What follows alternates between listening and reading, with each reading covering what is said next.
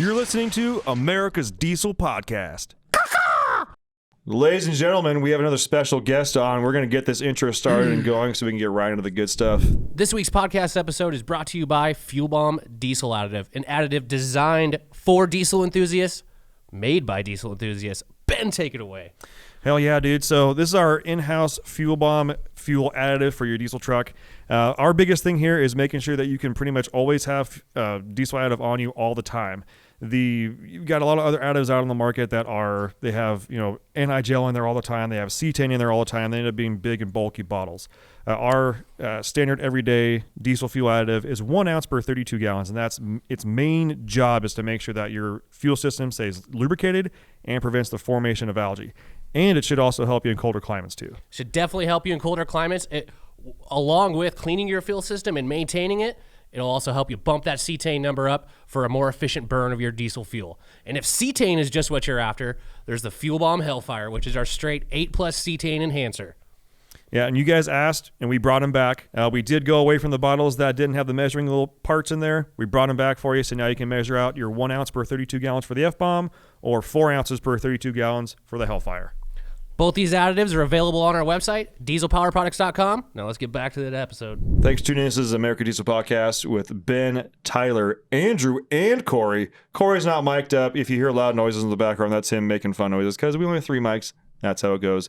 You can find us on Google Play, SoundCloud, iTunes, Spotify, anywhere there's a podcast. You can find us by searching America's Diesel Podcast. Also, make sure and check out our Instagram. We do go live just about every Wednesday right on 5 p.m. Have a beer with Pacific time. Have a beer with the boys. Talk a little bit of shit. It's a good time. Tyler, reviews. Oh, yeah. Keep those reviews coming in, folks. We are moving up in the ranks, and we greatly appreciate it. Are we, though? Have we checked? Yeah, check. Probably. I don't know. I check all the time. Sure. Okay. It doesn't matter. We need more. Yeah. More. You just screwed up my flow. I did on purpose. All right. Leave a 5-star review on any of the platforms you listen to this podcast on. Screenshot that review. Send it to podcast@dieselpowerproducts.com. Make sure to include a picture of your truck and an address. And Ben might send you a sticker at some point. Hardcore capital M. Might. You just might. Yeah. If you need parts for your diesel pickup, make sure and check out dieselpowerproducts.com. You see that quick ship logo. It's guaranteed in stock, ready to rock. We have a giant fucking warehouse right behind us, literally chocked full of parts, and we have people checking stock on them all the time.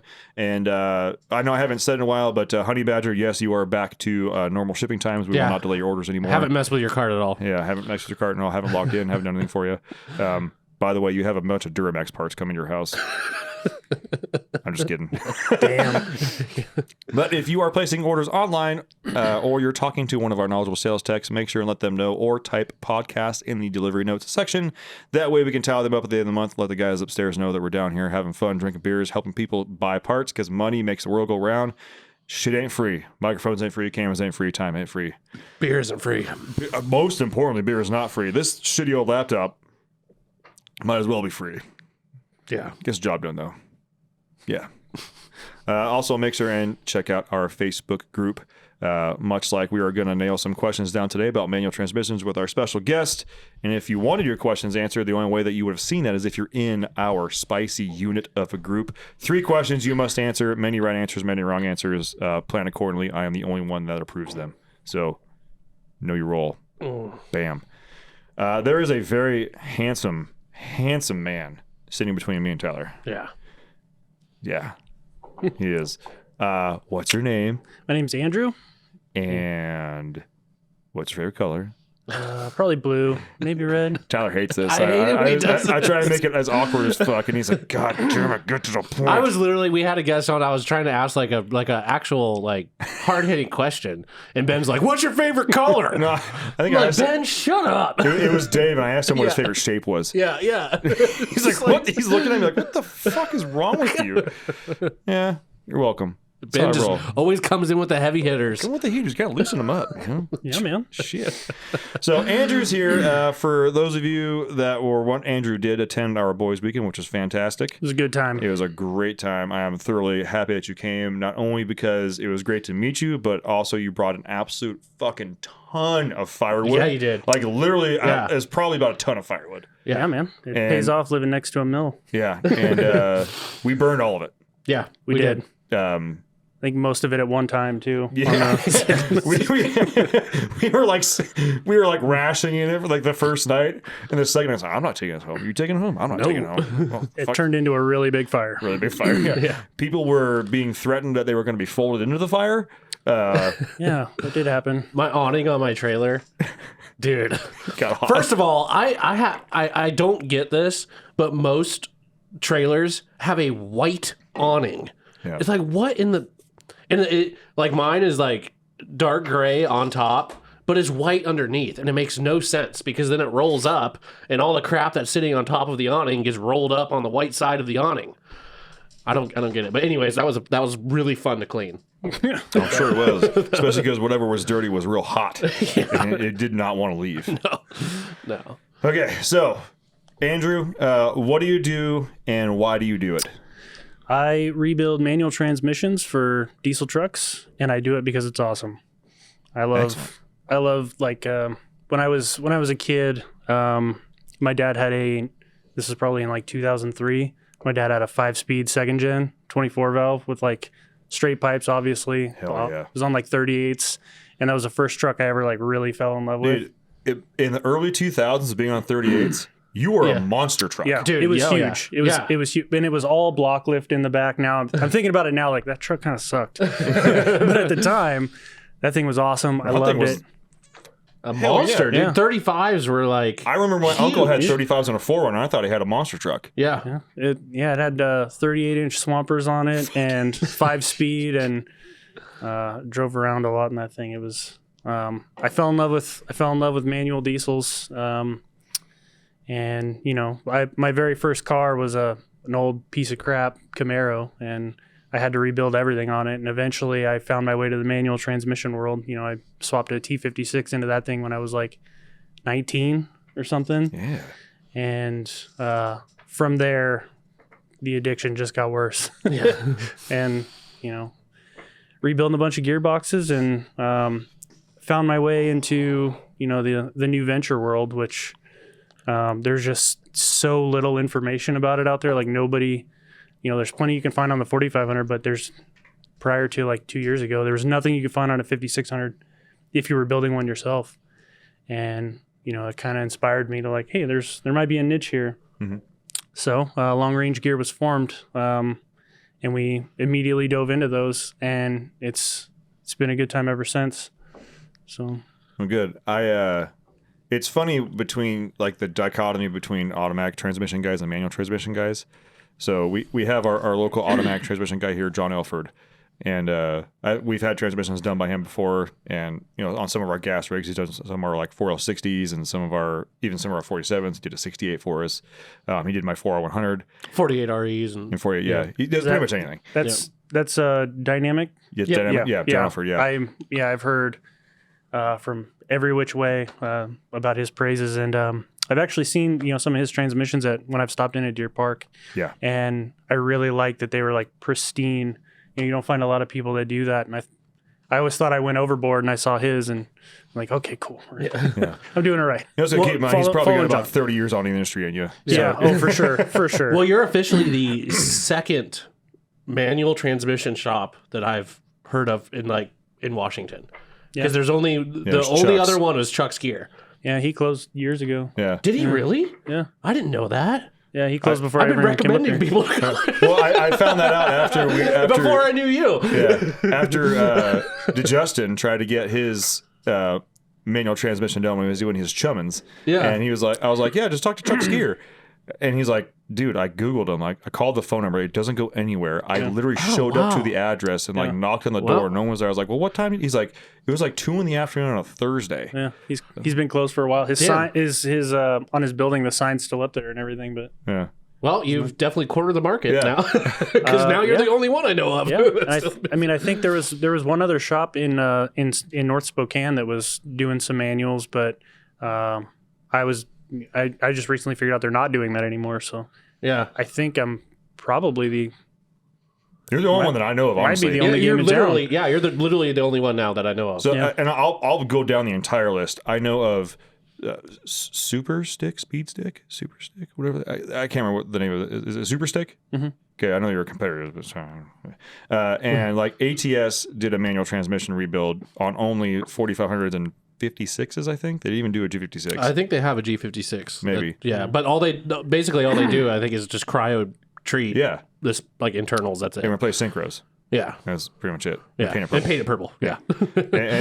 and then there was Chuck's gear. Yeah. So that's like, so as far as like the United States, you're you're already up there in the conversation, Andrew. There's not a whole lot. That's what I was saying. Like, there's not a ton of information, and there was like a niche that needed to be filled, or at least some alternatives to the present solutions.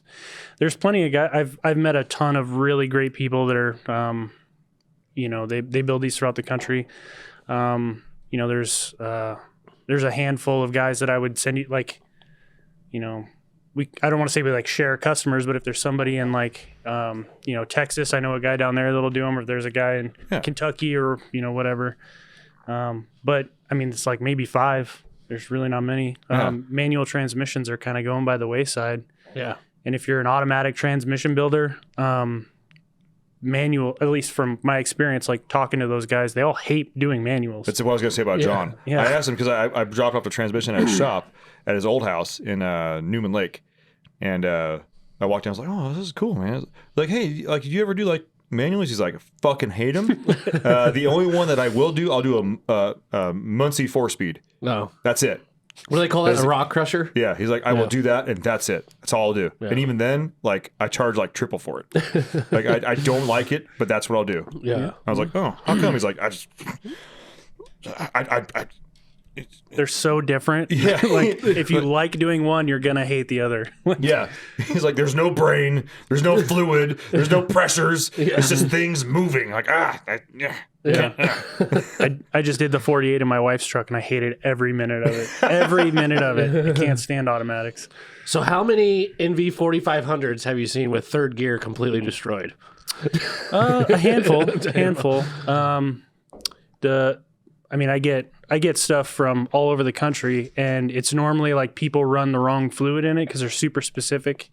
We're going to talk more about fluid in a minute here, just so people know. And fifth gear falling off. I actually have a really good example. I brought some trinkets of the kind of carnage that can happen when fifth gear starts to back off. Yeah. Yeah, I demolished third gear in a 4500 in my second gen right after I installed my homemade nitrous kit on the truck. That was that'll happen. Yeah, that cost me a pretty penny. But shout out Chuck's Gear, RIP. Rest in peace, Chuck's Gear. Thank you for the rebuild. But he's like, when I dropped it off with him, he's like, third's like the first like real power gear, and you destroyed it. And I was kind of like proud of myself and then disappointed at the same time. I'm like, man, I got some horsepowers in here. Yeah. It's funny though that like they even put an NV 4500 behind a Cummins because like I think the factory rating was like 460 foot-pounds. Yeah, way over that. Not even close. Like way over that. That's like I tripled that. Like you clean the air filter, all of a sudden you're out of spec. We've got them to hold, quite a bit more than that, but I think we've pushed the limit a little bit. We're definitely finding it. But, third gear and fifth gear, man. Yeah, the fifth gear thing was just like one of those stupid mistakes, Yeah, it led you here. I wouldn't say it's stupid. What's that? It led you to this point. I wouldn't say it's too stupid. No, I'm just saying the design of the. It's a pretty stupid. It's just stupid. It's a pretty stupid design. Well, enlighten me. I don't know anything about the design. So talk to me. Well, at the dealership when we get these trucks in, they would literally give you a kit. The fifth gear nut would it have like a locking ring on it? Okay, I know the fifth gear nut. The nut. Yeah. Well, we'd get it in a like remember in high school where you get like your food in like that like little paper dish. Yeah, like your pizza pocket. The plastic. Your pizza pocket was in it. It was just like a dish. That the part to fix it was literally in one of those food dishes in a bag that they would give us. I was like, what is this? Did you just go to Napa and like had like a dish? Like, what is, it was funny. I don't think a lot of thought went into any portion of the fifth gear nut to include the fix by Dodge. Eventually. Well, luckily, I assume it's not assume. People weld it on. Simple fix for. Normally when you see guys doing that is when they can break the back half of the shaft off because they'll put too much heat into it. The only real way to fix it is to replace the main shaft. They make the original New Venture NV4500 shafts. They only had like this much spline over here, but the gear like went all the way this way, right? And so it would like flop around and get loose and get kicked off the back, and you'd be stuck, right? Or at least without fifth gear. So the only way to fix it is replace that main shaft, and they make full spline main shafts now with you can, they're not a really tight fit, so you got to like compensate for that with like some Loctite 620 or something. But with some of the fixes now, like the main shafts are actually cut for like a half moon that go behind it that fully support it. That's a really good way to solve it. Mm-hmm. And then you over torque the shit out of the nut. And then we actually developed, my original partner that started this business with me was a mechanical engineer for the FAA. Shout out to Wyatt. He and I designed a fix that goes on the back of that I can't advertise or discuss while in the patenting process, but we got it. We got it dialed. We can fix your fifth gear and does not require welding to your shaft. There's no chance your shaft's going to break. But even with that, just like using a good updated full spline main with Loctite 620, a new fifth gear, and the nut, torque it to like 350 foot-pounds, and you're probably good. Yeah, you got to like, I put it to the end of my bench, and I strap these pieces of metal to the end of my bench, and then I have this super long torque wrench, to get it that tight. There's no other way to do it because it'll like go flying. Yeah. You'll spin it right off your bench or something. Just roll the whole. I've seen that video that the dude torquing something down, and he like keeps moving further and further back, and then he ends up the whole entire bench because the parts in the vise, and just the whole bench rolls forward. He goes like, But also, shout out to aviation guys solving mechanical problems. Not gonna lie, like when you have to adhere to like AMP rules and FARs and all that kind of shit. And I just want to throw that out there. There's no, you don't get a plan B, C, or D in the air. When your car fails, you roll to a stop. Maybe it rolls or something like that. Yeah. Something fucks up on an airplane. You could die. You and everybody else with you. Yeah. So it's the whole. What am I trying to say? Aircraft mechanic stuff. Like those guys don't fuck around. No. Like their whole lives, they're all about contingencies. Yeah. Like this is gonna fail. This is gonna fail. This is gonna fail. How do I prevent all of these and then add like 50% to make sure that it doesn't fail again? Yeah. Because this one nut could fuck everything up. Do you remember when I got that aircraft mechanic engineer on the phone and he was upset? I was chomping at the bit for you to transfer him to me. I was like, give him to me right now. I will debate with this motherfucker for 4 hours. Dude, this guy. Quick side note here, side story. I got a guy on the phone. Do you remember? I think we still have them on the site. It was for 6.5s. Yeah. The crossover pipe. I remember. It's got a slip joint and a clamp that put the crossover pipe together. This guy was so upset that inside that pipe there was a little ledge from the pipe that slides into it, and he's like, "That's abrupting. That's screwing up my airflow." That's like creating a non-laminar surface. Yeah. I'm like, dude, it's a 6.5, bro. Yeah. Like, first off, it's a 6.5. Second, that's like a 3-inch diameter pipe. Stock was like 2 1/4. My lungs move more air than that engine. Like, he needs every bit of help that he can get. My lord. I was literally typing. I was like, transfer him to me. He's like, I will talk to him about airflow. I will do it right now. This guy. I had equations pulled up. I was like, I will do it. We wanted him so bad. But I was just sitting there listening to the guy. I'm just like, dude. I was like, in a nice way, trying to say, like, dude, it's got like 14 horsepower. Like, it's a 6.5, dude. Chill. Yeah, like chill. And it's got like 200,000 miles on it. You're not going to have to worry about that, bud. I know we make fun of Duramax and stuff like that, but there was that guy, and I know we have Tyler on the listens to the show, has a hopped up Duramax. Yeah. And I had a guy, and maybe it was Tyler back in the day that called in. It was like 5-6 years. The guy was like, I'm trying to make the fastest 6.5 on the North America. I was like, does it run? No, yeah. I was like, top 10 already. He was like, top 10. some of my two sickest burns on any diesel ever have come from 6.5s. There was that one, and we went camping with a friend, and he had a 6.5 Tahoe, like a 4-door short Tahoe, and he had a 6.5 in it, and he was like, this is just after Ash started working here, so this is probably the first time I met him, and he's like, yeah, I think I want to get some gauges for the old Tahoe and put a boost gauge in. I was like, what do you need, like a 0 to 10? Like, 0 to you need 4? a boost gauge on there? Is it running? Yeah, okay. It's like Ash looked at me and then Matt looked at me and Ash was like, this is Matt. You guys just met. But then afterwards I was like, we found out that we were the only two guys there that were like, oh, so you're a 30 beer a day kind of guy at the lake. Like, yeah, I am. Ash is not a big drinker. All of his family's not big drinkers. Like, yeah, it is. How many beers do you bring for the weekend? I was like, 96. My God. Perfect. Anyways, I posted up in the group about questions that they may have for a manual transmission guy. I didn't mention it was you though. Before we do that, it was very mysterious. He's yeah. got props. I want to see these props. He's got Oh, you wanna things see to a talk prop real about. quick? I want to see some props. Okay. First of all, we got a new prop on our table here. This Yeah. nice shiny shaft. Yeah, this is a Pierre 2. yeah. That's like We need to Pierre give it senior. We need to give it Yeah. another French name or something. Yeah. But, it's an 1 3/8 input for an NV4500 that's been cryo treated and micro polished, and so it's all strong and fancy and pretty. And now it gets to live right here next to good old Donnie. Good old Donnie boy. Donnie J. Yeah, Yeah. Big shaft. That's a shaft. yeah. like that shaft. We got a whole bunch of broken stuff and some other goodies. You want me to? Absolutely. Yeah. Let's see Just don't this. forget to take your headphones off. You'll take the whole you go. desk with you. Oh, you break the backdrop, Andrew! There's not much walking room. There is not much locker room back there, I'll be honest. How's your barley juice? I'm going to top you off. No, I'm probably good.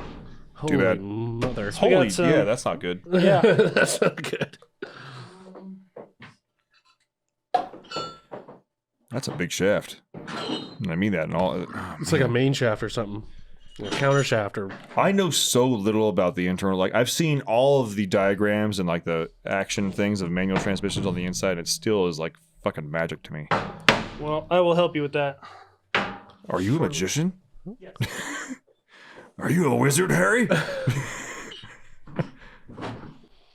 I know that those are synchros. No. Shit. They're not.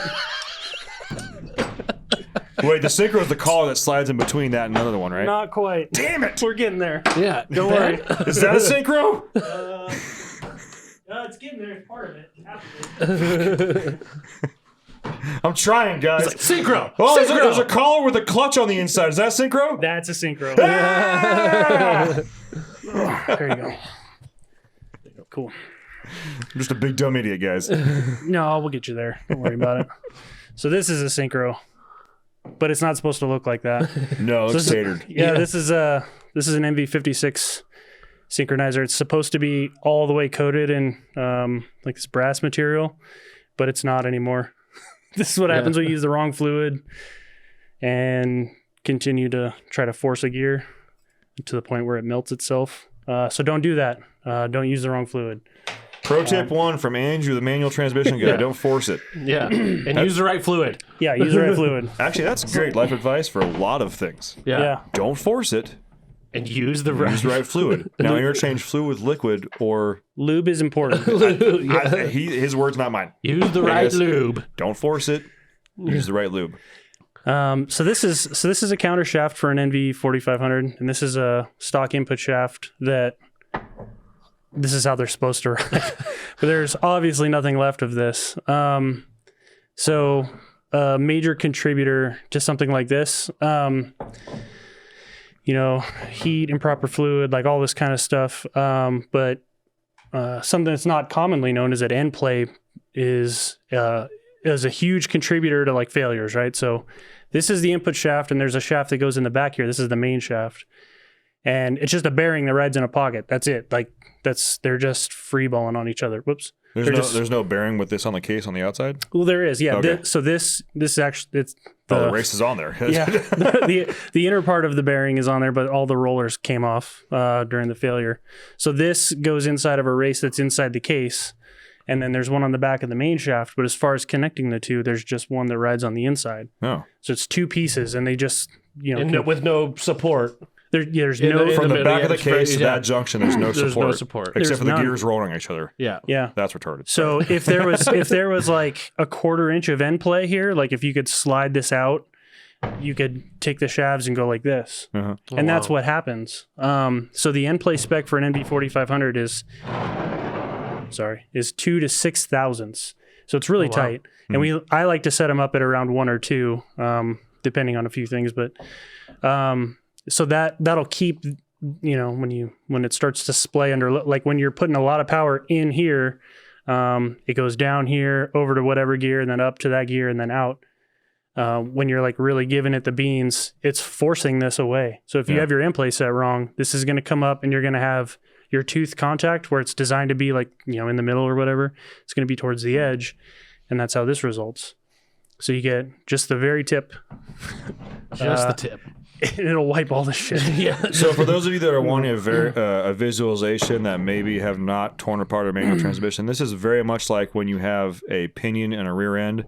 The outer pinion bearing starts got too failing. much and the inner backlash. it starts backlash and it starts walking off the ring gear. Yeah. That's exactly what we're talking about with the input. Exactly, yeah. And so this is all one piece throughout. So the problems are rarely with the counter shaft, as long as, if you make sure the movement's not crazy, right? I mean, set the end play right.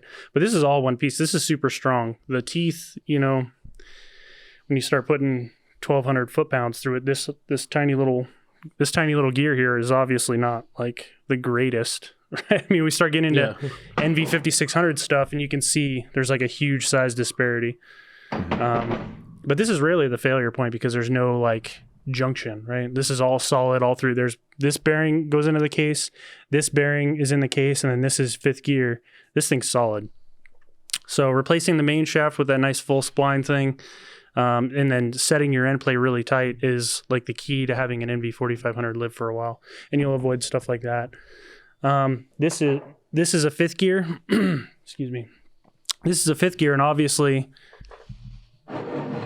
it's companion here. So they ride like this. But the fifth gear nut backed off. This is actually a local guy. I delivered his finished transmission out here in the parking lot when I came to pick up my clutch. Right on. Yeah, he stepped up to like a nice cryo unit. It was pretty sweet. So they sit like this, and then his fifth gear nut came loose and it backed up to right about here where you see the very obvious failure. Just tons of carnage. He wiped this thing. But he's For those of you listening, I'm going to try and take as many pictures as I can on my cell phone. And we'll throw up a post on some of this stuff afterwards on the old Facebook page. Yeah, otherwise, it's a good one to watch on YouTube. Yeah.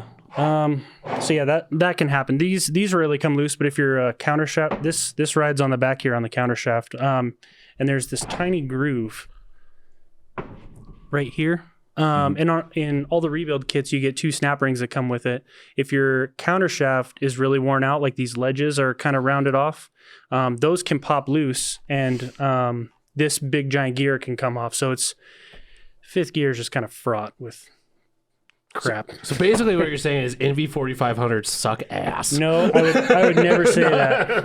But NV 4500s have their like place, and it's not what most of us are doing with it.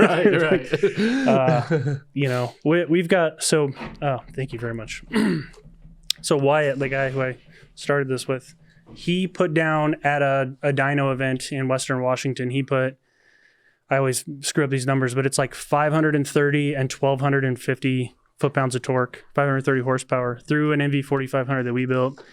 And since then, he's stepped up his injectors to some dynamites and a bigger turbo, and he's still putting it down. So they can be made to work, but like setting up the ancillary stuff, like, your clutch and then your rear end gears and your tires, those all play a huge role in the load that your transmission sees, and it'll dictate whether or not this happens or you keep rolling, right? Yeah. I had in my second gen dynoed 637 horsepower on With an a- NV 4500. Nice. Yeah, after the rebuild. Yeah. I like it.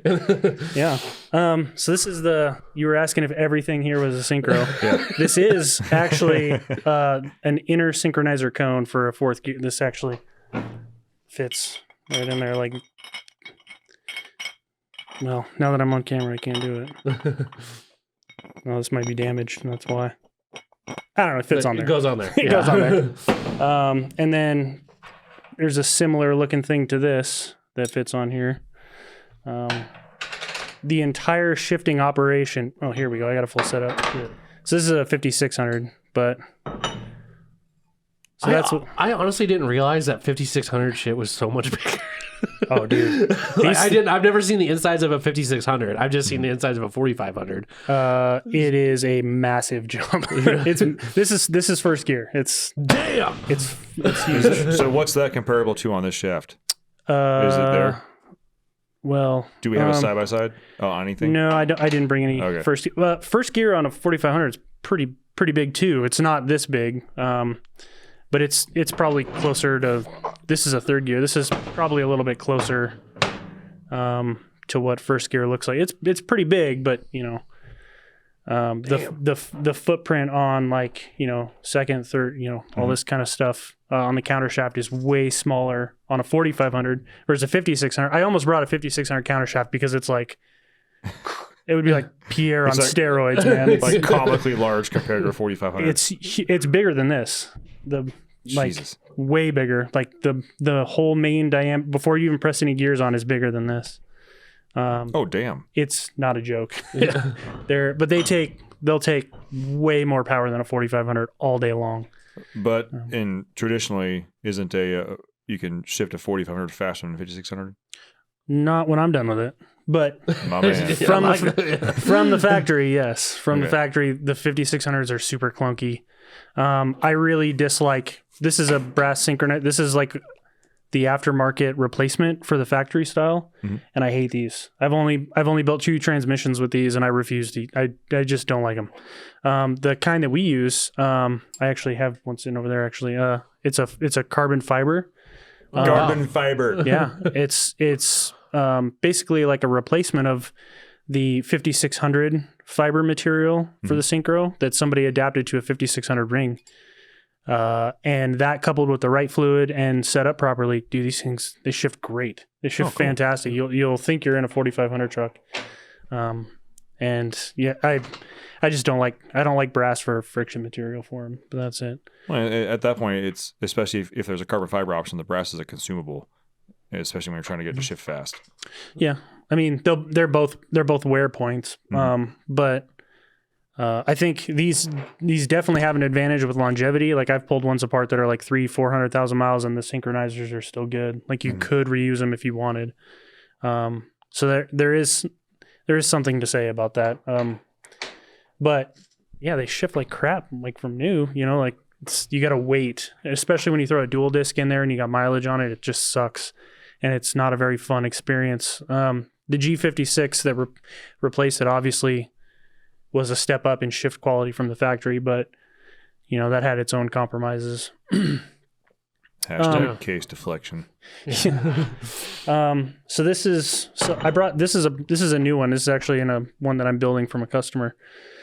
It's on the bench tonight. So this is an inner synchronizer. There's actually another piece for first and second gear, but we're gonna stick to the basics. All right. The way to get this thing to shift is that's your blocker ring, and this is your slider, and this is like the basic premise of for shifting any manual, right? But this slider is got your fork on it, whatever. When you go to select a gear, you're actually just sliding that Gotcha. on, and you're connecting the gear through the slider to a hub that's on a shaft. So this part isn't what like everybody thinks, like this is what is like the main driven, like it's just the edges of the gear. Well, you're actually translating it through this engagement plate here. That's what translates in 100% of your power. And it's just this Just going through those little teeth, basically. going through those little teeth, through these crappy little welds to the hub, to the shaft, and out. Like that's it. God, that's amazing. And then when you like start talking, when you get into overdrive to your 6th gear, like that's how big the weld is. Like it's teeny tiny. That translates 100% of your power. 1,500 foot-pounds of torque or whatever. This is actually another cryo-treated, micro-polished. And then what we do to solve that problem, we actually weld that engagement plate. I can weld pretty good, but I'm not this good. So we take these to a guy named Nate, who has his business is called Pierce Metal Fabrication in Spokane. Mm-hmm. Dude is an absolute ninja. Like he lays dimes, and we haven't broken one of his welds yet. But if you don't do that, like this can happen. Oh, yeah. Yeah, Yes. like you'll break them. You'll break the engagement plate right off if That's not supposed to do that. it's not supposed to do that that. is no. crazy. So all the power is just getting transmitted through these small, tiny teeth. Yeah, That's With crazy. a collar. With a collar. that's Yeah. This is responsible for translating everything, all of the power. Damn. It goes in input shaft, down to the counter shaft, up to whatever gear you're in, and out. So Wow.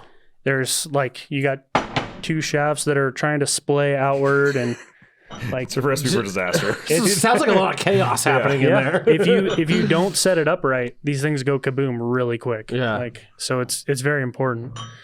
But yeah, it's kind of crazy how it works, but like when there's fluid between this synchronizer and the blocker ring, the gear is always in constant mesh with the countershaft. So this is always spinning with the gear, and this is always spinning with the shaft. So there are 2 different speeds. And so to get it to shift, these things will actually, it's going to be impossible for me to show this on camera, but the teeth of this one are going to be pointing straight at the teeth of this one. Mm-hmm. So when you go to actually shift, you're pushing this down onto that synchronizer friction cone there. And then at some point with And then I'll start creating friction to speed up the other one. creates friction, they'll eventually lock together.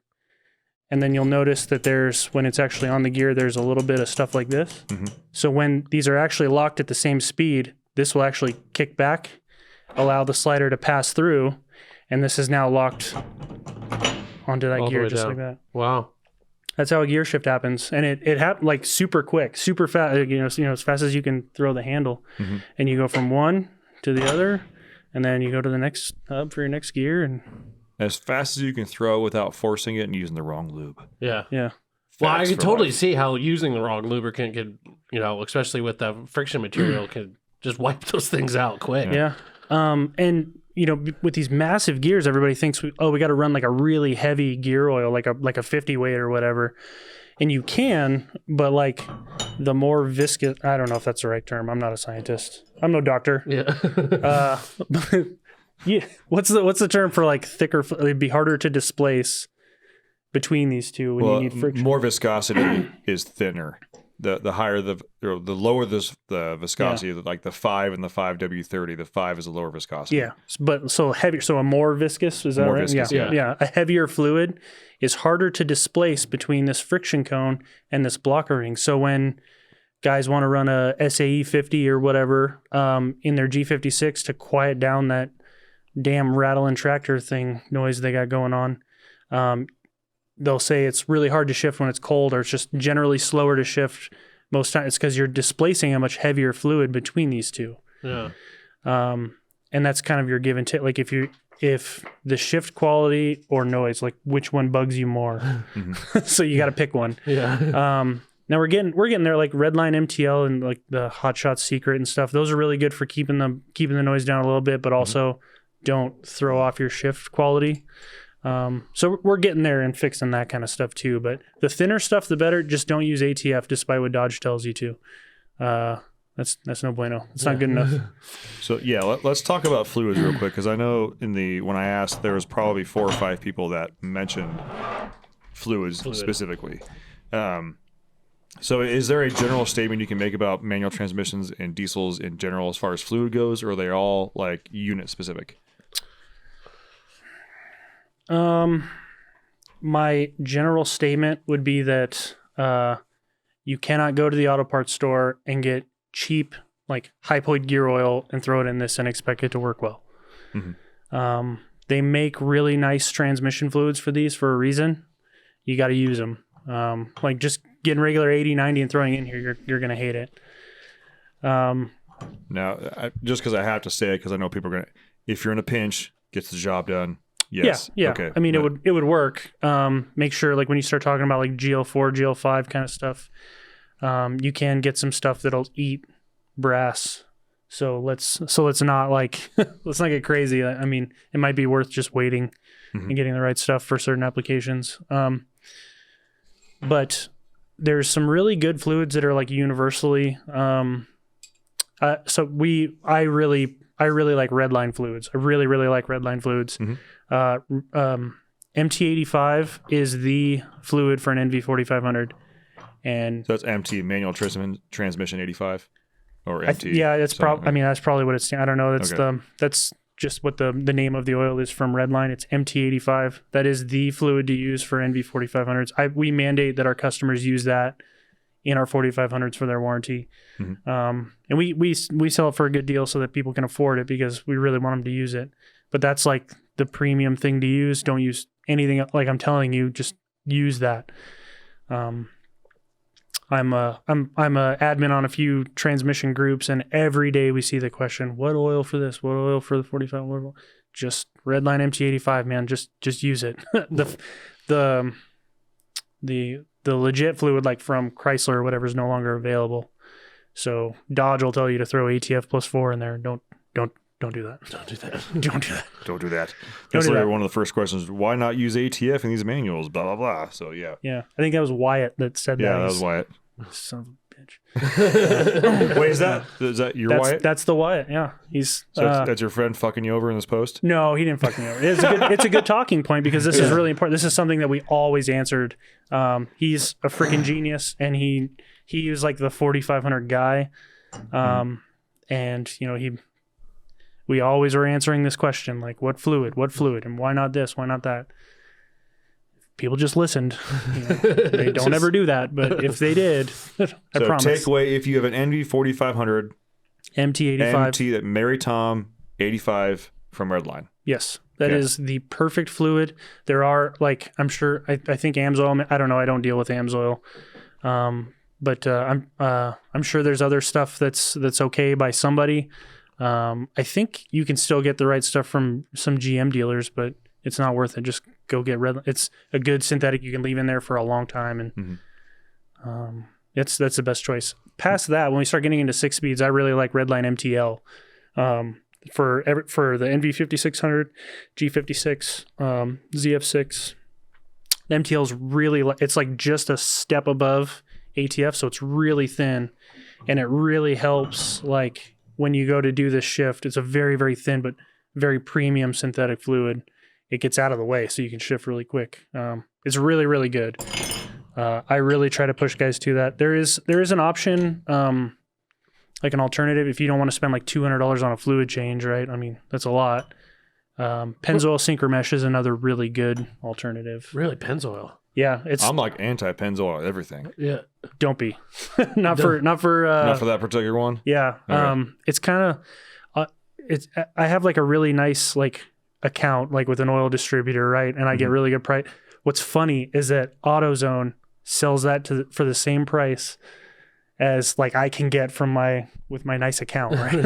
It's like $9.99 a quart for Pennzoil Synchromesh. Wow. And Pennzoil Synchromesh, it's not a synthetic, it's a conventional, but it's butter smooth on NV5600. We built one for Wyatt, and we decided to just try that fluid in a 4500 with our synchronizers, and it worked great for that too.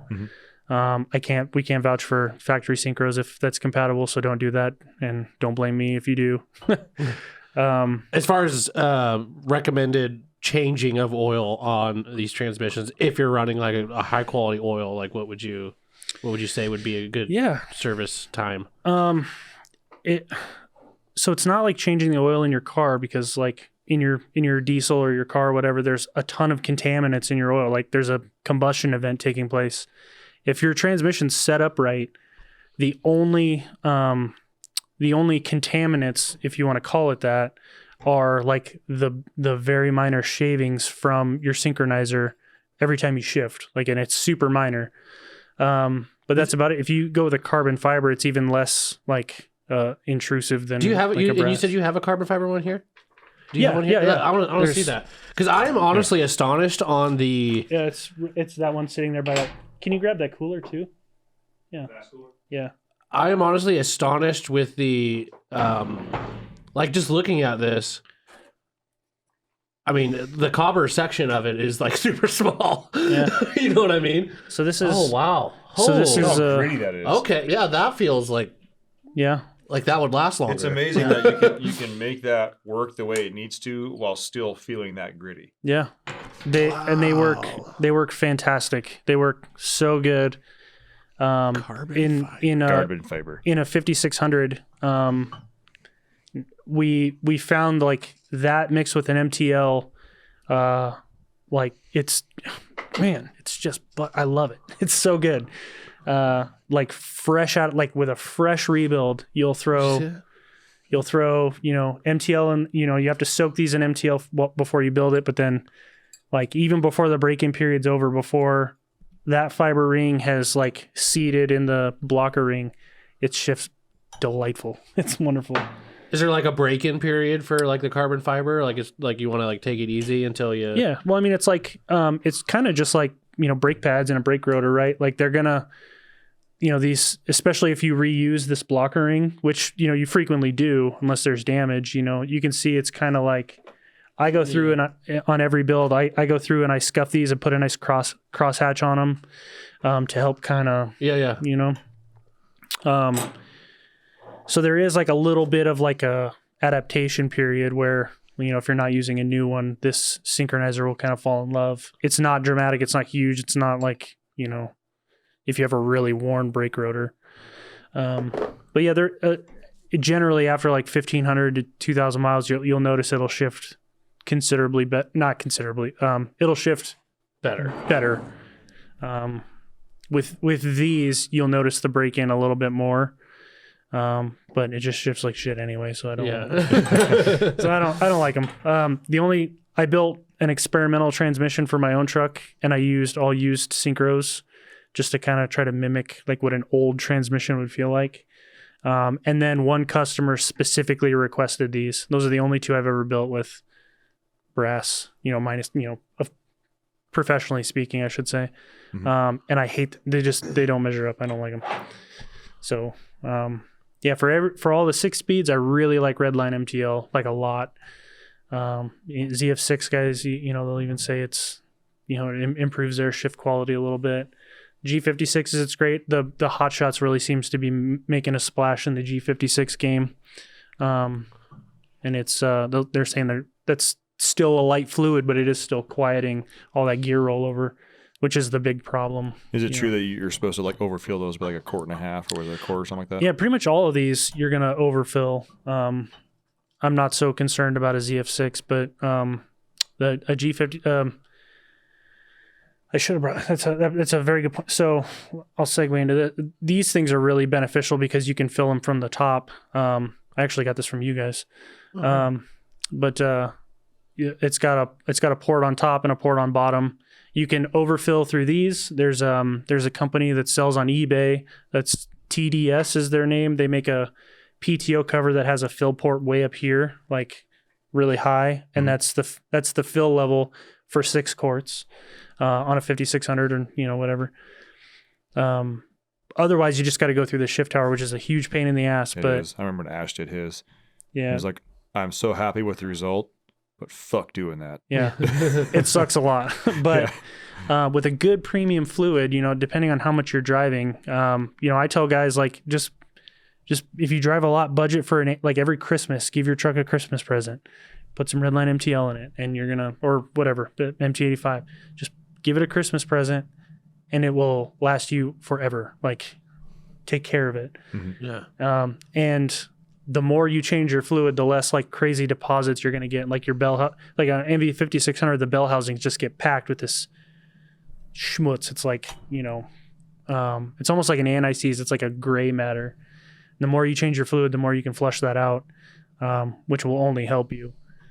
It'll clog like oil passages and stuff. Like in the MV5600, the countershaft is hollow, and it actually feeds through the bell housing down through a port in here and then out for the needle bearings for third and fourth gear. It's kind of cool. But those little ports will be full of just shit. And RTV, God, stop using the whole tube. God, it drives me crazy. It's got a cap. Yeah, Yeah, that's actually the most common plugger upper is RTV and those things. But yeah, the six quarts and then 5 quarts for the MV 4500. That's like the recipe. Now those fast coolers, I'm gonna say it, but when I first we saw these, got them on the website, I kind of thought they were a little gimmicky. Yeah. Like kind of but do they actually? A little bit. Help. I mean, is that a little bit? It's the main benefit isn't actually the cooling. It does help cool things a little bit. A lot of guys are going to be like, well, I put the fast coolers on and I'm reading 30 degrees cooler. And yeah, you might be, but your only place for a temperature port was like on a PTO, like through the actual PTO cooler itself into the center of the transmission. Now you're taking a temperature reading at the outside of a heat sink. Yeah. So there's a little bit of like variance there because of where you're taking the temperature reading. But you can get another half gallon of fluid with these. So it keeps your fluid nicer.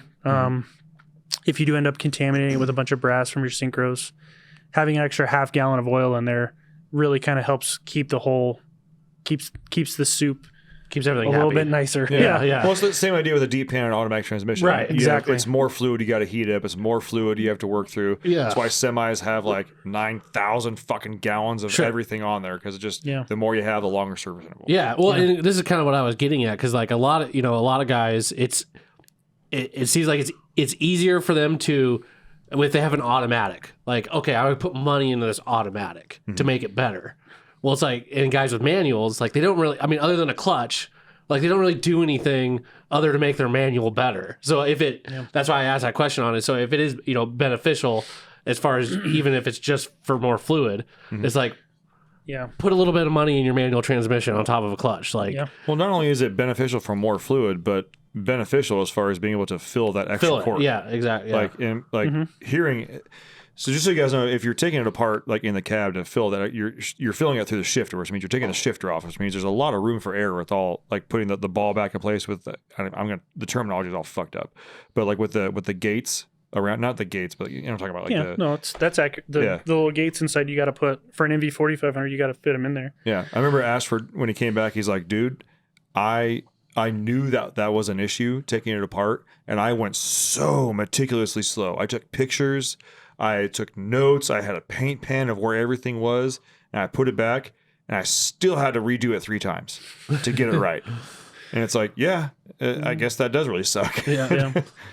Well, if you use good fluid and only have to do it once a year, you probably get really good at it by year 3. Yeah. The TDS valve, not valve covers. The TDS side covers are really, really cool. They're a really thick aluminum. They're not this thick, but it's like this. That super convenient if you don't want to take apart your your shift tower and all that kind of stuff. That's a great option, and I have no affiliation to them. I've never talked to that guy. I've just installed a couple from customers and whatnot, but that's a fantastic way to go about it. And they're on eBay. I think they're like $100. He only sells through eBay, I guess. So yeah, these are great for that reason, and for guys that have on the passenger side, they're running like a big 5-inch exhaust or a huge downpipe or whatever. This is really hard to put on, if not impossible sometimes. Can I? You said it was okay. There's a company that will actually sell these that are milled down to 1 7/8 inches, so not quite half, but you can get them at Torque King 4x4. They actually mill them down, and so it'll clear a 5-inch exhaust. Even if you got like a huge HX40 downpipe or whatever, you could still fit it up in there with the hardware and seal it really nice. So if you've got a big exhaust, you don't have to avoid getting this. A smaller one will add, like 2/3 of a quart or whatever, and then you can put a full size one on the other side, and you still got 7.5 quarts or whatnot for a NV 5600, and that really makes that first gear bearing happy. So highly recommend these. And dude, straight up shout out Torque King 4x4. Love your website. Love your information. As I said before, I've ordered stuff from you guys, paid retail, and I'm happy as fuck. Like I freaking love you guys. I'm all about, we're in the industry together. There's no reason to make enemies with any of this shit. Yeah. If you're good, you're good. Yeah. And when it comes to axles, you guys are fucking good. Yeah. Like damn, axles and like I just started recently using them for referencing things. So Yeah. and it's great. Yeah. Yeah, Jesse that runs the billing shop, he, like, if you think of some obscure piece for whatever Dana axle or whatever, he'll be like, oh yeah, that's, rattle off some number. He'll take you exactly to where it's at and he'll show you. Like, he's a whiz and he is a super, super cool dude and also a Marine. hell yeah. Those guys are great, and their YouTube is super tech heavy. So if you have any questions about like assembling stuff or disassembling stuff, they do step-by-steps. Like, that's their thing. I watched some of the videos. When we had the F450, and I picked apart their website on that S110 in the back. Yeah, S110, SR110, S110. that big giant thing. Yeah, That thing is awesome. that's a big fucking axle. It is awesome. Yeah. The back of the 450? Yeah. I thought it was an M300. It's a No, the 60 that we have. Oh, I have. gotcha. Sorry. Gotcha. Yeah, Okay, that thing gotcha. was, I was super green going into it. I was like, oh, it's a Yeah. big axle, whatever. And I was like, I tore apart their website for probably 3 nights in a row, just learning everything I could. I will say, though, the audio on our podcast is much better. Get some better microphones, Torque 4x4. Hey, Tor King. Torque King, yeah, sorry. Torque King. Shoot me a DM. I'll send you a link to what we have. But you guys have such good information out there. You need better microphones. I promise. if you're at all curious about MV5600s or maybe building your own, it's quite an animal to tackle. But we did a video with them. It's a 2-part build series that's fully in depth, and we explain the whole power flow and all that kind of stuff. So if you feel like tackling a 5600, you can watch those videos. It's like 2 hours between the 2 videos. And then we did the install video, and then we did a whole podcast about the tech of it. So you can go there and learn like all kinds of crap about these and see if you want to actually tackle it yourself or not. And my shop phone is always on me, and I answer questions all the time. I'm happy to do it. Anybody that gets stuck, I can walk you through it. Generally speaking, I can walk you through it. I do that quite a bit. Yeah. That's cool. We actually got an email today thanking us for free advice. Yeah. And the guy even said, he's like, not a lot of people are willing to, do that. Yeah. He's like, well, thank you. And I think, like, I'm glad you do that for manual transmissions. And, we try to do the same thing, because I mean, you're just building your customer base because they, you're building trust with them. Well, I mean, it's good for, like, yeah, it would be easy for me to say, no, just bring it to me or I'm not helping you. Like, yeah, for me, that would be beneficial, maybe, if they decide to do it, but it's not what's good for the industry. Yeah. And the way that we get better parts that don't do shit like this is by having more consumers, like more guys that are getting into it, more guys that are replacing their own stuff at a higher volume to create a demand to get better shit. There's no billet anything for an NV5600. There was, I think Hazley Machine made a billet input for 4500, but there's nothing else. Yeah. And the only way we can change that is by making this like way more common, like guys fixing their own stuff, a higher demand, like put some pressure on the industry to create some really good stuff. Yeah. Well, I think that is right around the corner. Like me and you were talking about before when we're talking about having you on the podcast too, is so there's the whole like diesel truck idea that like, oh, automatic transmission, okay, it's got 150, it's got 200 on it. Oh, that transmission's going to go anytime soon. It needs to be rebuilt. It's a common thing. And I'm not saying manual transmissions last always longer, but they tend to be a bit more robust, a bit longer. Yeah. Like you can limp a manual transmission that's just worn out with synchros for quite a while. Especially a guy that knows how to shift and isn't like riding the, just leaving his foot on the clutch pedal or, But a lot of these trucks now, and we're talking about early 2000s trucks, they're coming up on like the 270, 330, 350, where it's like, I do actually want to keep this truck, but now we're starting to get to the point where like, I do need a manual transmission rebuilt. Like it's gone through its pace. It's not necessarily because it's bad. It's just, it's got time on it. It's got miles on it. Yeah. Now it's time to rebuild it. So I do think that personally, the manual transmission industry part of it is going to start getting better. There should be some more customer support. Obviously, I'm not a genius, so Yeah, and Ram, bring back the manual, damn it. Did you what? see Full Send Diesel's manual conversion 5th gen they did? I did, and didn't it like break down immediately? I don't know if it just broke down immediately, Andrew, but do you I know? tell you what, right now, that freaking truck was so beautiful. Did you ever see it? I didn't follow it. No. Dude, pull that up on, I think it's probably on their Facebook page. I think it's on their website too. It is absolutely gorgeous. Like, it is What did they swap into it? G56.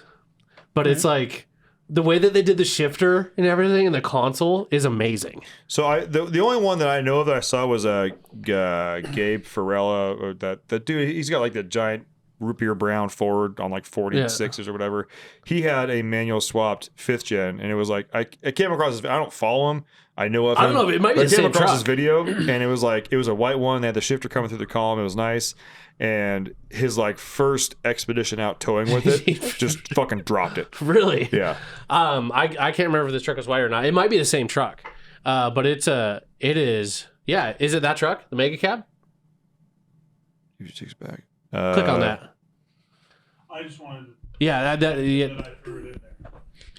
Oh, gotcha. Ben just doesn't read what I put in there. I guess not.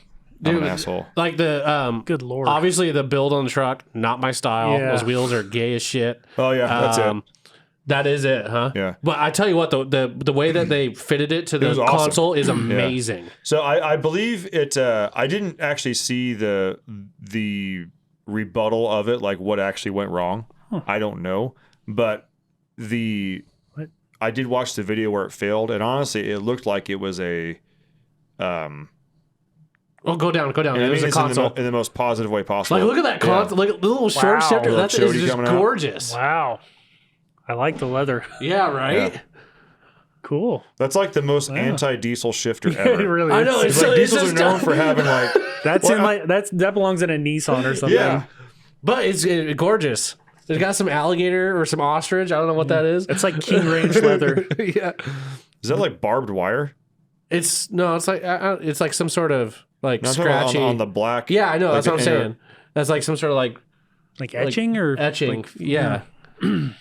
Or it's just scratched. yeah. But pretty freaking cool. Because it was funny. Like this came out, that article dropped like right. I don't know if it was before or right after. I think it was right after we had the podcast where we're like, Ram needs to bring back a manual transmission. They obviously can't figure out an automatic, so just bring back the manual and make everybody happy. Well, and they refuse to actually put, everybody else is a 10-speed. Yeah. You're still sitting at 6. Yeah, it's just, Like, I'm sorry. Like, they're like, don't get me wrong. Like, we all know. Like, I'm a realist when it comes to this kind of stuff. An inline 6 Cummins, great fucking engine. Okay, Yeah. like I'm a Ford guy. It's a great fucking engine. I get it. It works hard. It makes a lot of torque. It is a torque monster as far as that's concerned. But at the end of the day, I mean, it's a fucking tractor engine. But it makes a torque monster. whatever freaking box of bolts over there. Hey, they're polished bolts, okay? There's anti-seize in all of them. It's fine, okay?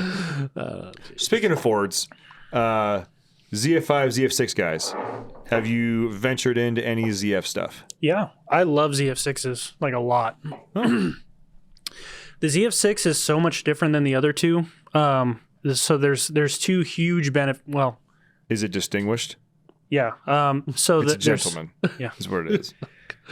Well, yeah. Okay. It's good. It has a center support, which is, we were talking about that deflection Yeah. when there's in play. So they have that center support, which holds those shafts.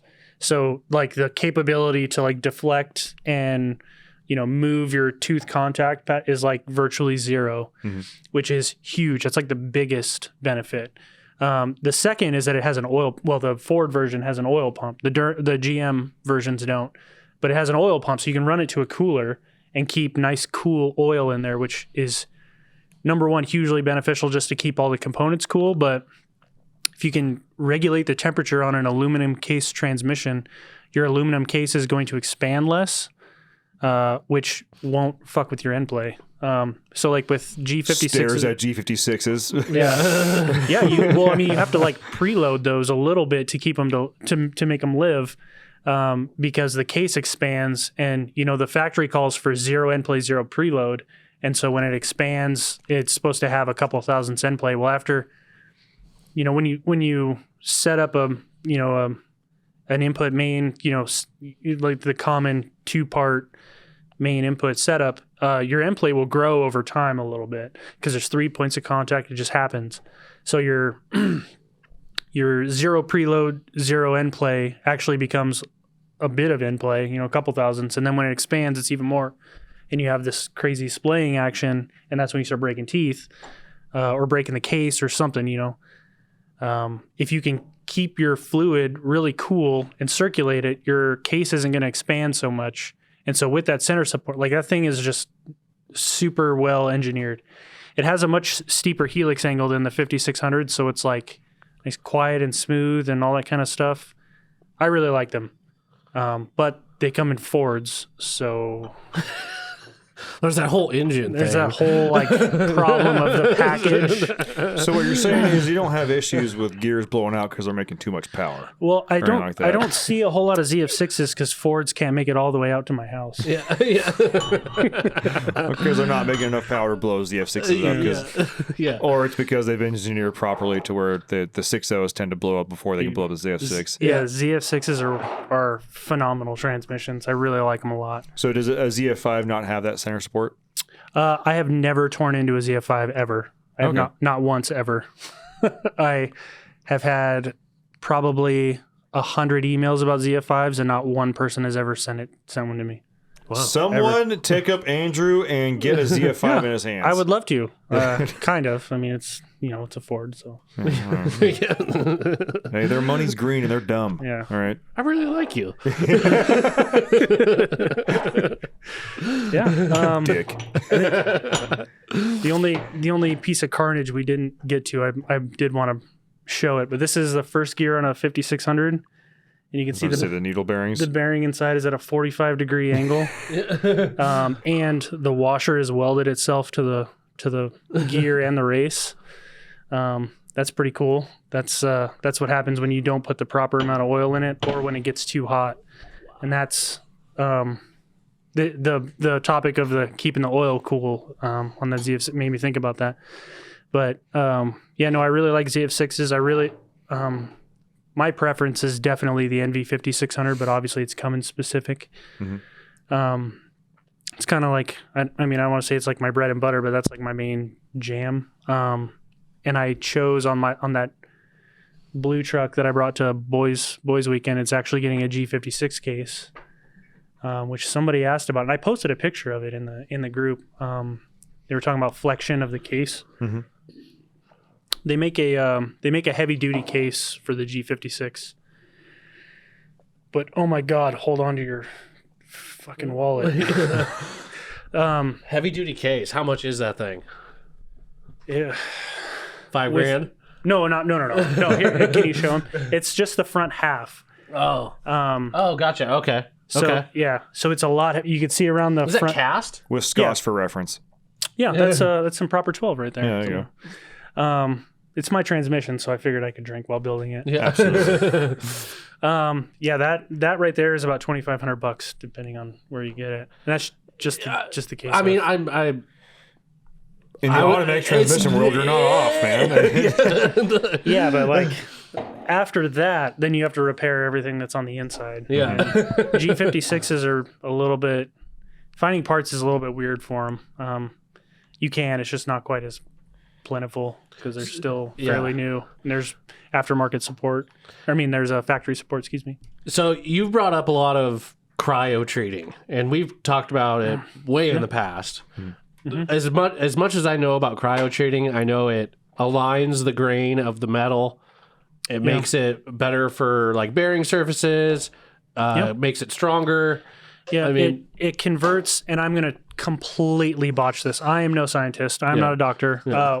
If Wyatt was still with the company, he would be here, but he would be able to explain everything super detailed because he's smart. But it changes, I think it's magnetite into austenite, or maybe it's the other way around. I don't know, but it changes the grain structure and it converts one certain part of the metal. It is more effective to certain types of metal than others, and this type of metal that these gears and shafts are made out of is the least effective for cryo treatment. Really? So, Really? yeah. Okay. So it doesn't make a huge jump, but it does severely help with wear resistance. It just, as far as strength is concerned, Yeah. like it doesn't turn this shaft from a 500 horsepower shaft to a 1,000 horse. That's not a thing. Right. This gives you like a 10, 15, maybe 20% bump if it's set up right. Maybe. And that's Yeah. just me throwing numbers. Like I'm, you know. And for those that don't know, cryo treating is essentially they're putting it in a very large freezer that gets very, very, very, very cold. Yeah. And they leave it in there for a while. Yeah, I think it's this company drops it to minus 300 degrees and they leave it there for like 3 days, and then they slowly bring it up, and then they take it out, and then they obviously micro polish it to make it really shiny and beautiful. I ended up not being able to use this one, so this is a gift to the desk. This will be Pierre's bigger brother. Thank you very much. And this is a 6 gear with the same treatment. This is going to go in Mitch Correa's 2-wheel drive. Yeah. Oh. He's which he's also bringing to Gears and Glory. And he's going to be here next week Yeah. on the podcast. He's going to be here on Monday. He was talking about getting his 56 or his 4500 rebuilt, and I swindled him into stepping up finally. So I had this on the shelf for mine, and then I ended up going with the G56 instead. So we're gonna hook him up and build him something pretty sweet. I'm not gonna lie, I'm really enjoying like Boys Weekend obviously was an absolute success, but I'm really enjoying the amount of I don't want to say innovators, but there's in this corner of the country, especially in this corner of the state, Yeah. like the stovepipe of Idaho and eastern Washington, Yeah. there is some pretty cool shit happening up here as far as like Yeah. and As far there's- as diesel performance goes, diesel products, I mean, but almost it's I don't want to say it's like the new class, but like Andrew, if you don't mind me asking, how old are you? 36. 36. So we've got a whole bunch of sub 40-year-olds yeah. kind of coming in, bringing up that next innovation of parts. Bringing shit to the next level. Yeah, I think that's really cool. Yeah, then after us is going to go all to hell. Yeah, everybody's Yeah, fucked. it's not looking good. Yeah, we're the last ones. Yeah. I do think we are going to have you on again, but because we didn't even touch on swaps, because we had a lot of question on swaps, and I do want to talk to you about that because that's something that you're getting into. Yeah, we've done plenty of those. But before, I think we could do almost a whole episode on swaps. Yeah. Personally. But before we round this one out, I do want to talk clutches real quick. Yes. So we we obviously we sell South Bend clutches, we sell Valair. We stock Valair. We stock South Bend. We probably sell South Bend like 6 to 1. 6 yeah, maybe. just- Yeah. And part of that is because, like, even for me, like when I would talk to customers on the phone, it's like I have nothing against Valair. Like, It's nothing, name recognition. but it's name recognition. I've known of South Bend. I've been selling South Bend. I have friends that I had my friends' dads had South Bend clutches, and everybody knew it. And just so sorry, that's what I'm going to go with. But as far as clutches for people that are I don't want to say like the average guy, because obviously there are people that are going to be the outliers. Making horsepower, clutches are consumables. They're not like I'm talking about the guy. It's like that 4, 5, 600-ish horsepower range, still daily using the truck, towing with it, daily driving or whatever. Yeah. What's your kind of like rendition as far as what you've seen work well for you, what you haven't seen work well? And this is not to like talk shit on anybody else. It's more so like, what have you found works the best? So I am kind of stupid, and I buy shit to put on my trucks to break or to test before I recommend them. And I You don't belong here, my friend. Yeah. I do Sorry. I don't We're I all don't basically retarded. Yeah. I wanted to do that. I have bought all the clutches out there, and there's a different like category, like basic. I get a ton of customers that are like, I have a 12 valve that's got a fuel plate in it, or I've got a stock 24 valve with a fast and an intake or whatever. There's the majority of my customers are there, and for those I will 100% of the time, I will recommend part number 1947 OK HD for the Dodge guys. That's the single disc, heavy duty organic South Bend. I put those things through hell. They are rated for 425 and 900, and I can personally verify they will hold more than that. Yeah. Was that 1947 OK HD. HD? Bam. Yeah, so that's a 1 3/8" input. So basically, if you have an MV4500, that's the clutch you would use if you stepped up to an 1 3/8" input. Which Look at that quick ship. Just saying.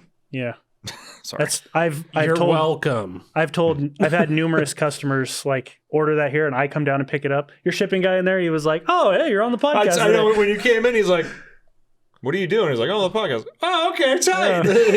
Yeah, he's a good guy. Yeah. He helps me out. Yeah, so that's the one I recommend. I recommend for 1 3/8" inputs, 4500 and the NV5600, whatever the equivalent is. The only reason I picked that one over Valair is because I've had 2 of those. I moved my entire family from Western Washington to Eastern Washington, going up, like Vantage and going over the, all those passes and stuff like that with horsepower. And when I took that thing off at 20,000 miles, it looked mint, never slipped. It feels wonderful with their upgraded hydraulics, and my building, they shift fantastic. So I really like that for a single disc. When you start getting up in horsepower just a little bit, I personally really, really, really love the Valair dual organic quiet model. Ooh, Yeah. yes. Dude, The quiet floater plate. they fucking broke the mold with that thing, man. It is silent, I tell you. So, as far as that goes, I'm going to throw some names out here. I don't mean to name drop or anything like that, but Lenny was getting ready to go to a sled pull, and he is, I think, I don't know if I should say this or not, but I'm going to go ahead and fucking say it. One of his trucks actually had like a South Bend like logo on the side of it, and it was one of those times where he's like, my clutch just fucked up. I'm going to a pull like right now on the way out of town. I'm going to fix it at the track. Like, do you have a dual disc for whatever he's running, an NV5600 or something like that? And I was like, I got a dual disc ceramic Valair with a quiet floater plate on hand. He's like, I'll be there in 6 minutes. Yeah. Like, throw it in my truck. I'll figure the funds out later. I'm like, all right, cool. And I threw it in there, and he did it the whole weekend, and he came back. He's like, I've been a Southman man for very long. That shit was quiet. Yeah. That was quiet. I was absolutely fucking astonished. Yeah. And and I am not affiliated with Valair in any way. I spent my own money on, their And we've had great luck with both. I've had great luck with. I've had awesome luck with a Valair single disc Kevlar ceramic. Yeah. Yeah. Single disc, 637 Light switch. horsepower. Excuse me. I drove it for probably at least 50,000 miles at that horsepower. Like, not 50,000, I would say. Maybe 30,000 miles at that horsepower level. Never had a problem. Sold the truck. Guy blew the clutch in like a week. I'm like, you just don't know how to drive. That is a huge factor in a lot of things. But, so Dan Valance, that clutch is rated for like, what is it, 550 and 1100, I think. The organic, Yeah. The organic's around organic, 550, yeah. something like that, yeah. But Dan Valance has said publicly that he's seen it hold numerous times 800 horsepower on a dyno, and I believe it. And it is super smooth engaging. It is silent. I really like those. So for like a basic dual, when you're like in that medium range, I really like those a lot. Mm-hmm. A lot of the guys that are doing like the full ceramic stuff are going with South Bend and The dual disc ceramic street clutch. I actually ended up going with the South Bend for this G56 swap I'm doing. That has more to do with the fact that I've just never ran one on a G56 That's truck. a good reason.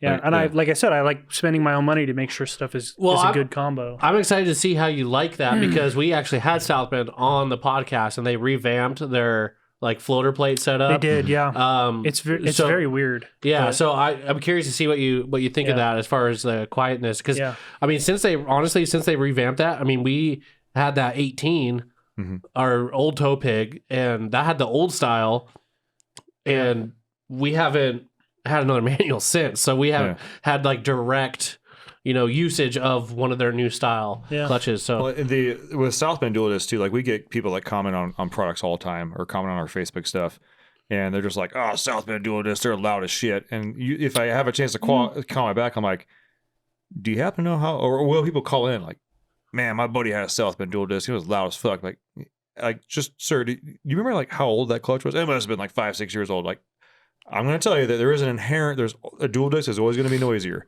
but South Bend has come a long way from the clutch 5 years ago, even 7 years ago. And if you're comparing it with a clutch from 10 years ago, get fucked. Like that thing is loud as shit, no doubt. And like I said, we like both brands. That's why we carry both brands, because there's like strictly Valair guys. Like we used to only sell Valair. That's all we used to sell. That we did not sell South Bend. Then we grabbed South Bend because obviously it's got a big name recognition. A lot of people love it, but we sell both, and they're both good. Like it's you know, it's just like a BD and an ATS transmission. They're both good transmissions. I found that like driving customers' trucks, you know, like when I do an install and they have a South Bend dual disc, I've always found that I really like the way that South Bend dual disc clutches shift. You got to do there's like some prep that you can do to kind of, you know, a dual disc is going to hurt your shift quality, but there's a lot of things that you can do to mitigate that. You know, filing the edges on the inside of your clutch discs is a big thing.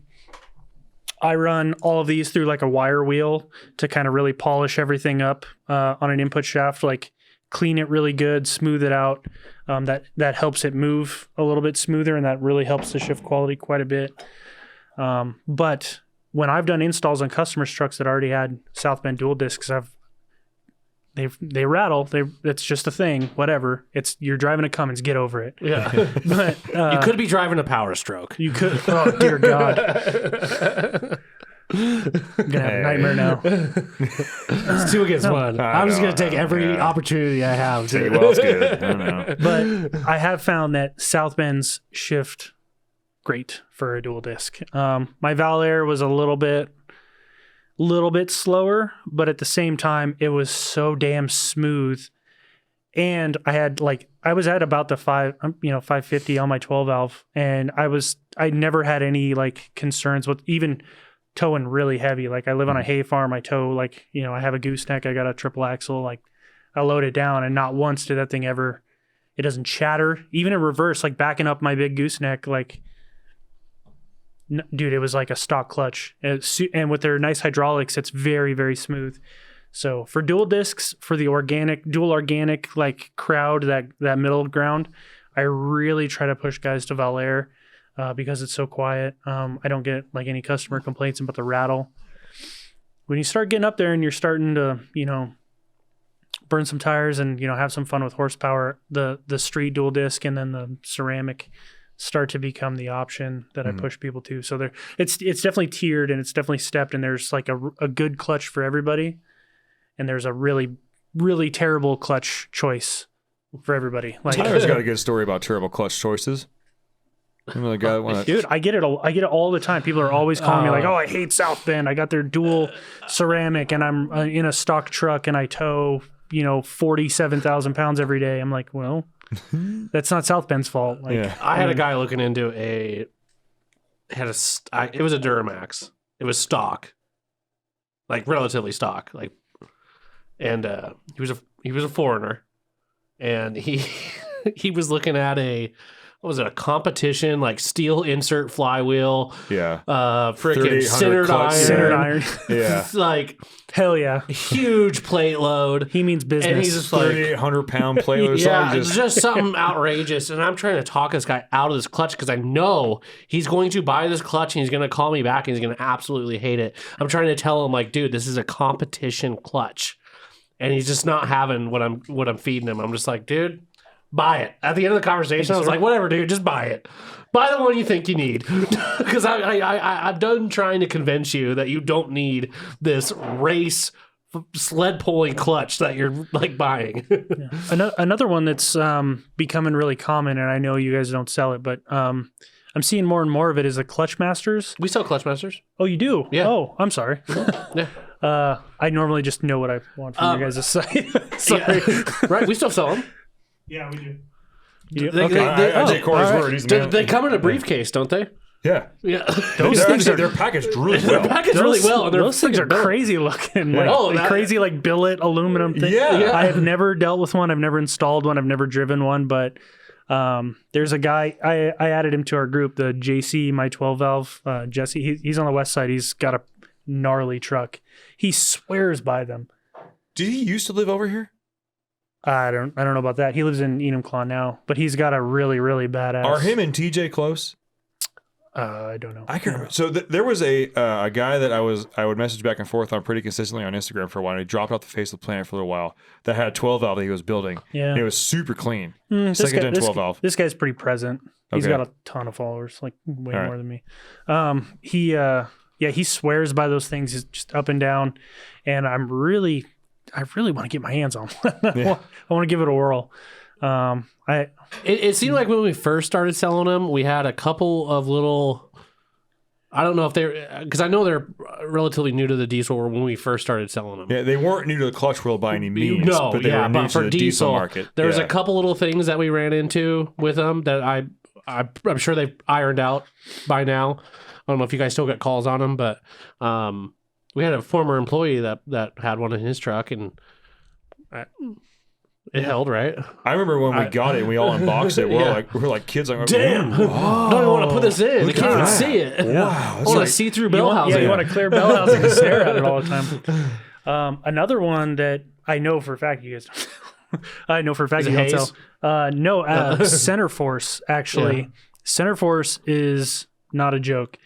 Wyatt's truck still has a single disc Center Force, and it put down those numbers, and it's never slipped.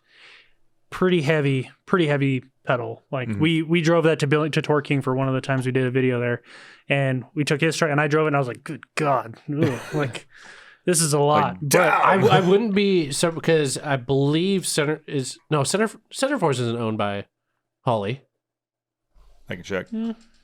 because Maybe. there's Hayes clutches. Holly kind of owns everybody. Holly owns a lot of people. They are killing it. Yeah, Like, they are growing. They will. Because they're yeah, gonna- we added huge. the Hayes clutches. We have some Hayes clutches on the site.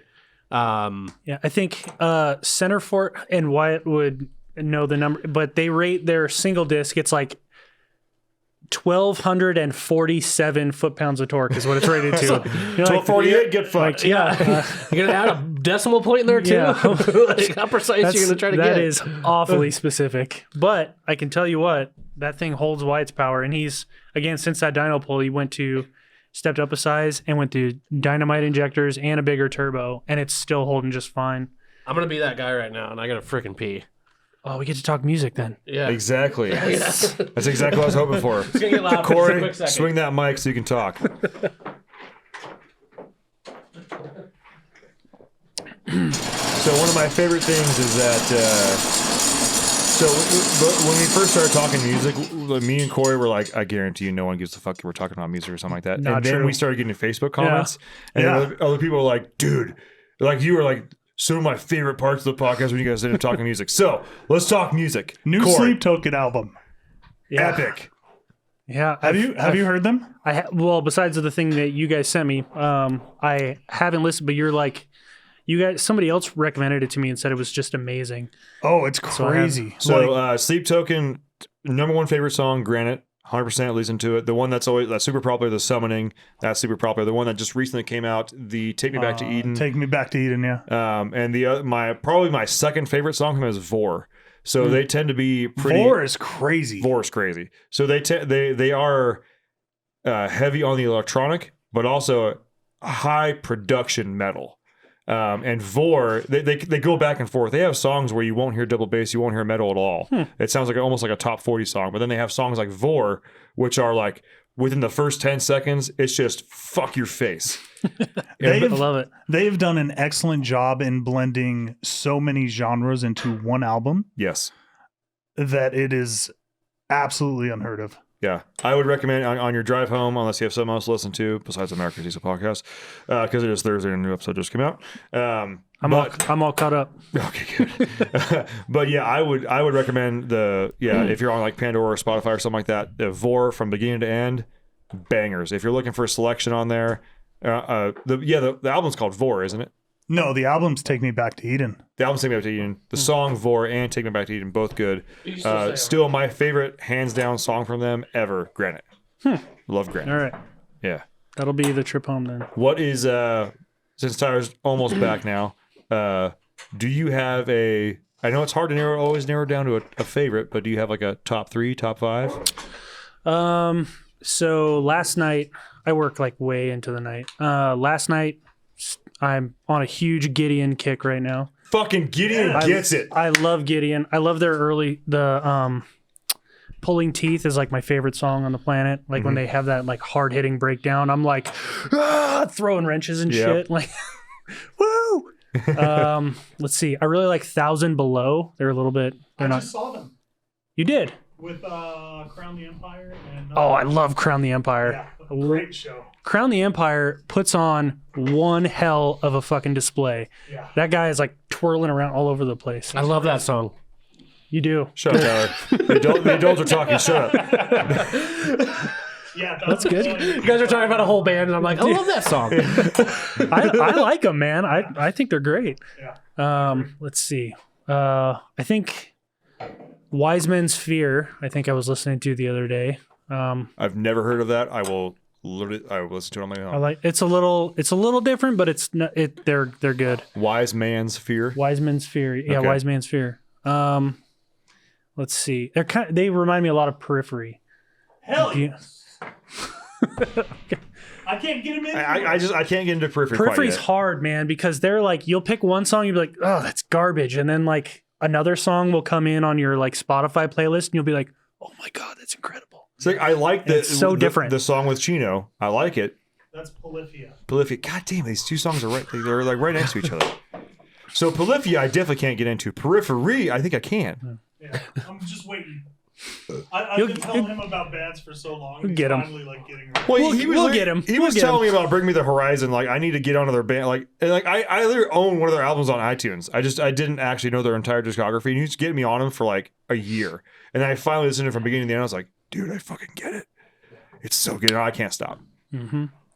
And another good staple, August Burns Red. When I need like my blood pumping, I'll put on Constellations, and shit's gonna get done. Okay, now before we let Tyra back in the conversation, what is your favorite band that is like a total deviation from the normal music you listen to? City and Color, Fuck yes.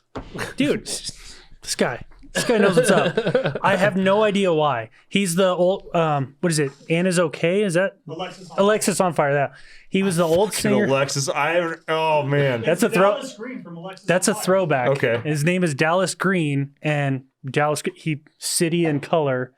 He started a solo career and called it that. And it's super soft, super indie, like touchy Way feely. better than John Mayer.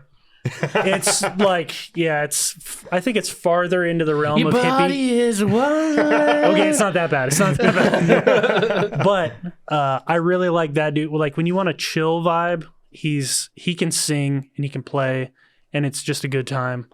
But And they you put can't. on a great live show. Very, very good show. The problem is like you can't really like get anything done when you're listening to it because it'll just like chill you Crying. out. Not because you're crying. Well, you might. I don't know. Yeah, you want to like sit back and chill. It's not like a get your blood pumping thing. It's when you're driving and It's you're, it gets your emotions pumping. yeah. get the emotions flowing. Work up no those idea what you guys are work up talking those about. tears. Yeah. That's I a haven't heard deviation. Alexis on Fire. Like, I actually think Tyler would enjoy City and Color.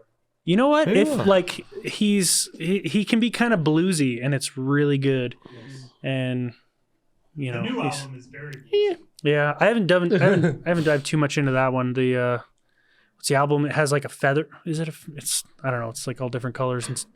With like the traditional tattoo looking one. Yes, that one. With like Coming Home and That's the one. That's the album I really like. God, Corey, you're like an encyclopedia of freaking He is. music. Yes. so the best part is like before I met Corey, I was that. I thought I was the only person that, and he is further into it than I am. Yeah, and then my music is this is my musical. No, like, I got, hold on. Hey, Hey, have you heard that Country one Boy song- Can't Survive? No. Hey, Junior, have you heard it? No. Have you heard it? I don't even know that. I'll be like, have you heard that one song? It kind of, you know what I'm talking about. That song. I do. I got it just from that. You don't need Shazam, you get Corey. Yeah, seriously. You send Corey just an audio track of you going, Hey, and he's like, oh yeah, it's this song. It's like Butthole Pirates, 1999, second album, third track. third track. Secret album, third track. You know how they actually came up with that song? You do need your own microphone, man. We need So usually when it's just me and him, the third mic is over on Corey's. Yeah, we only have 3 right now. Sorry, I stole it. That's fine. But I think we're going to get ready to wrap this guy up because we're about an hour and a half into this one. Andrew, it's been an absolute fucking pleasure having you on. Absolutely. Thank you very much for having me. I'm For humbled. those of you that want to know more about swaps, we are going to figure out a date to have Andrew on again to talk more in depth on swaps in general, because I think you're doing a lot of cool stuff right now. Yeah. And then I will also open up on the Facebook page again if people have more questions, because I think we tackled a good segment on clutches. We tackled a good segment on fluid, because those are the 2 most popular questions, period, on there. And then we did talk about ZF5 and ZF6 a little bit there. Corey. You didn't talk about his favorite glizzy. Fuck, I promised someone that I would have. You promised Wyatt, I think. Fucking fucker. Wyatt, dude. Okay, first, so Wyatt's the air Wyatt. The one Wyatt, of the you founders. motherfucker, from one air guy to another. Yeah, you're a sneaky son of a bitch, and I like you. Okay, so you were at Boys Weekend, and things happened at Boys Weekend. Things happened. Yeah. What's your favorite type of glizzy? Dog. That's easy. The first batch you were making, there was like a cheddar brat, just exploded in my mouth. Fantastic. I would have put you for a Polish guy. They weren't bad. Those They weren't Polish bad. dogs, I tell you They what. weren't bad. So I made there was 3 hot dogs on the grill going at that time. So first of all, I want to paint a picture, you guys. So everybody showed up on Friday. When we got there, it was pouring down rain. Yeah. We barely had a fire going because we didn't have enough firewood quite yet. Because the sales guys here got off at 6, and some of them took a little while to get down here. And I think were you the last one to show up on Friday? I was, yeah. Or were you the second I last? I think Peyton showed up after you.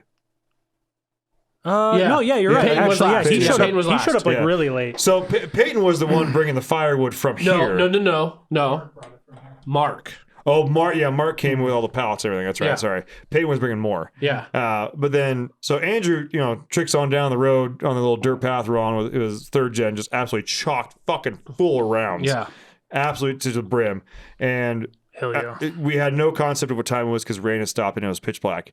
So Yeah. around the fire, barley juices were being had. We had a very responsible Overlander style fire before Mark showed up, and then it just went nuts from there. It was beyond the rocks, if you know what I mean. I would like to say that I really appreciated that the second I got out of my truck and came over to greet, and I didn't know anybody at all here. Well, I met Bergie before, but I didn't know anybody. And I walk up and say, "Hi, I'm Andrew," and he goes, "Hey, I'm Ben. Have a beer." Fuck yeah, dude. I felt very welcome. I was like, "This is where I need to be Yeah. this weekend." Well, and also, I think I might have got you talked into some side by side stuff. Did I? So so Friday night when we were talking about on the recap video, we decided to go for a run to see how far we could go. But again, no idea what time it was. We left at like 12:30. At least. At least. And it was We should have been in bed. and it was oddly dusty while it was wet. It was weird. It was a weird wet dust that was. Some people might call it fog. We were totally sober. Yeah. 100%. I'm driving. I'm like, I'm saying this in my head. I'm like, I can't fucking see a thing. I'm like, We went from like 40 miles an hour to like 7. yeah. Then I finally said it out loud. I'm like, guys, I can't fucking see a thing. Yeah. I'm squinting. You're in the back seat. Yeah. Right. We've You're in known the each back seat. other for by about side by 30 side. Yeah. minutes. I was swirling beers in my sweatshirt, and me and Mark were I'm like, fuck, I can't. I literally can't fucking see shit. I'm still gonna go. Yeah, so that night where I fired up the grill and got some glizzies going. I had standard Costco glizzies, I had Costco Polish, and then was it Ivan from Deer Park? Yeah, Isaac. Yeah, Isaac. Sorry, I keep calling him Ivan. I don't know. That's 2x6. That- 2x6, yeah. He is a cool fucking dude. He is cool as I shit. was really glad to meet him. I've been to actually after the Boys Weekend. I bought a True Track from Bergie. He Hell apparently yeah. goes through differentials like it's cool. But I got a tailgate too from him. He had a Patriot Blue tailgate that was like, Perfect. and it had the perfect amount of dents for my new third gen. To match It, just, it? Yeah. it fits, dude. It fits great. I'm in that same market for my green truck. I need to find that early 2000s Ford like electric teal, where the fuck that super gay color is that I have. I need to find a tailgate because mine's kind of bowed Yeah. out a little bit. I finally found another truck that matches your color, and it's on my drive home. We can totally go out there at night and steal his tailgate. But yeah, so and then we had, I think, so he was the one that brought the cheese dogs, and they were, I can't remember what brand they were, but they came in like that dark burgundy package. They're Hillshire Farms. Hillshire Farms. They're Yeah. like, sausage with cheese. Yeah, And- I've had those before. Yeah, And you made the steak that you were coming Yeah. around giving. Oh my god, Wasn't that good? that steak Oh my fucks hard. dude! My wife is a fantastic cook, and I even had to go like, "Hey man, can you write down the recipe for me?" Like, It's I totally. gotta give that to her. don't even know this. We don't know the actual, because we did it You the just made first it year. up. We did the first year. It's like basically just us. Well, it was us three plus Mark, and Mark left early, didn't he? Yeah, well, by Saturday night, it was just us three. Yeah, it was just us three, and we cooked that steak, and you seasoned it, didn't you? And he cooked it. We kind of like. We kind of mishmashed It it. We- was- we were it like, was do you think we should absolutely put this in? amazing. Like, sure, okay.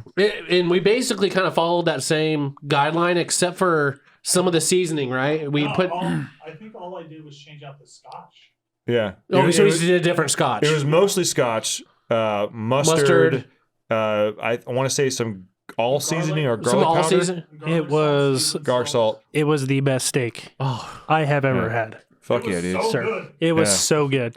And you that know, crust on the outside. was- Oh my god! I really yeah. wasn't prepared for how many people were going to bring extra steaks. Like, if you didn't have a steak in your hand, people were offering you steaks. Yeah, And that's And- why we say bring your own everything. yeah. Well, Unless you and your buddy plan on bringing food, assume you have no food. Yeah. I loaded up on all this guy's glizzies that he was cooking because like everybody brought packages of hot dogs, everyone, and so I was like, oh shit, okay, why not? Well, and the beautiful part about that kind of deal, and especially with that kind of group of people, it's like there's never like I got to go back to my cooler to get a beer. It's like, no, I have one here. Drink this one.